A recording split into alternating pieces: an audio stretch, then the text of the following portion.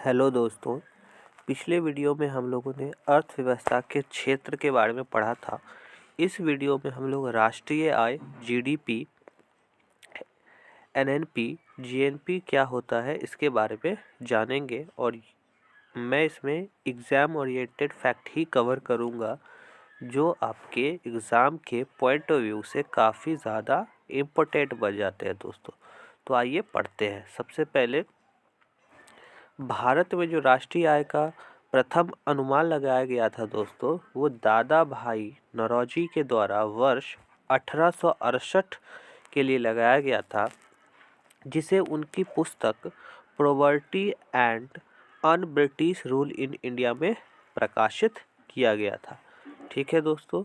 और स्वतंत्रता के बाद 1949 ईस्वी में राष्ट्रीय आय की अनुमान के लिए, ठीक है, पीसी महालनोबिस की अध्यक्षता में राष्ट्रीय आय समिति का गठन किया गया था। वेरी वेरी इम्पोर्टेंट है ये फैक्ट कि राष्ट्रीय आय समिति का गठन कब किया गया था, तो 1949 ईस्वी में किया गया था। ठीक है, आगे बढ़ते हैं। तो केंद्रीय सांख्यिकी संगठन, ठीक है दोस्तों, CSO सेंट्रल स्टैटिस्टिक्स ऑर्गेनाइजेशन इसका फुल फॉर्म होता है।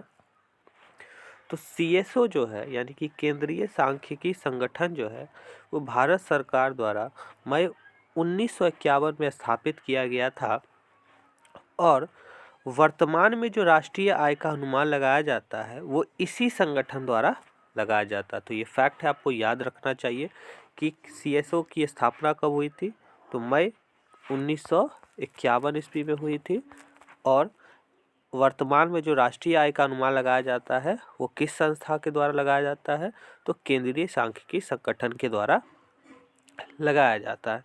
ठीक है, अब राष्ट्रीय आय की गणना के लिए कुछ प्रचलित अवधारणाएं हैं, कुछ पॉइंट्स हैं जिन्हें हमें पता होना चाहिए। तो सबसे पहले आइए एक एक करके उनको जानते हैं। सबसे पहला है GDP, जिसे हम लोग ग्रॉस डोमेस्टिक प्रोडक्ट या फिर सकल घरेलू उत्पाद भी हिंदी में बोलते हैं। तो ये क्या होता है, बहुत आसान है ये चीज़ को समझना कि किसी भी अर्थव्यवस्था द्वारा एक वित्तीय वर्ष में उत्पादित सभी वस्तुओं और सेवाओं का अंतिम मौद्रिक मूल्य, याद रखिए दोस्तों, अंतिम मौद्रिक मूल्य उसका सकल घरेलू उत्पाद होता है यानी GDP होता है। और भारत में वित्तीय वर्ष कब है, तो 1 अप्रैल से 31 मार्च तक है दोस्तों। ठीक है, और GDP में होने वाला वार्षिक प्रतिशत परिवर्तन ही किसी भी अर्थव्यवस्था की वृद्धि होती है। तो ये भी आपको याद रखना है। ठीक है, अगला पॉइंट है NDP, जिसे हम लोग शुद्ध घरेलू उत्पाद, नेट डोमेस्टिक प्रोडक्ट भी कहते हैं।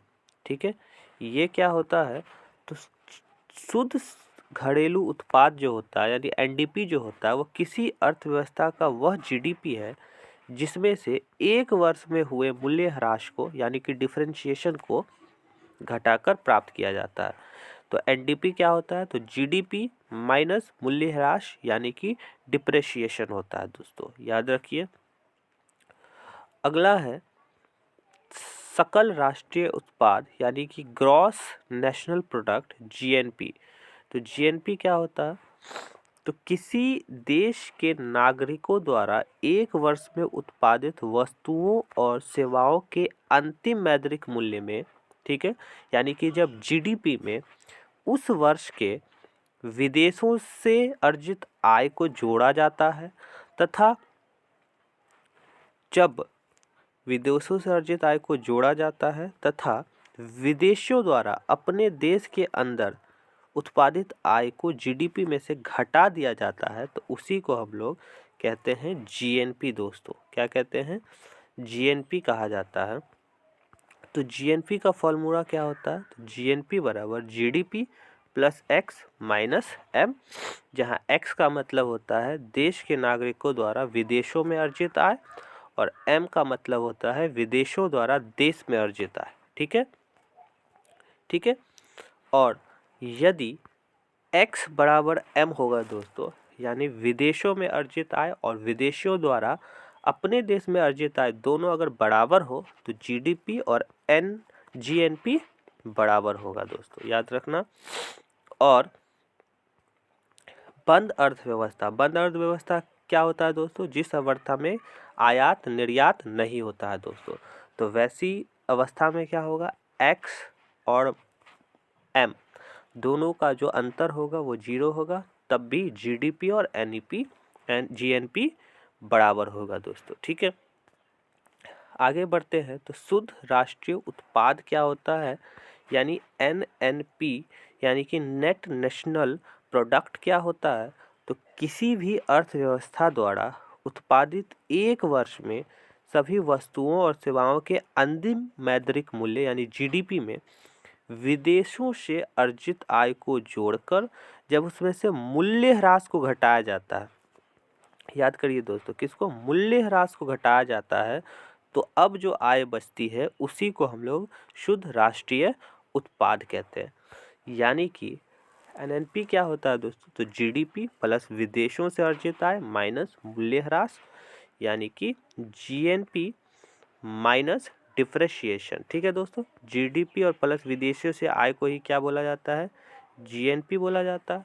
ठीक है, अब इसी एनएनपी को जब देश की जनसंख्या से भाग दिया जाता है तो भागफल द्वारा प्रति व्यक्ति आय निकाला जाता है दोस्तों, और एनएनपी को ही राष्ट्रीय आय कहा जाता है।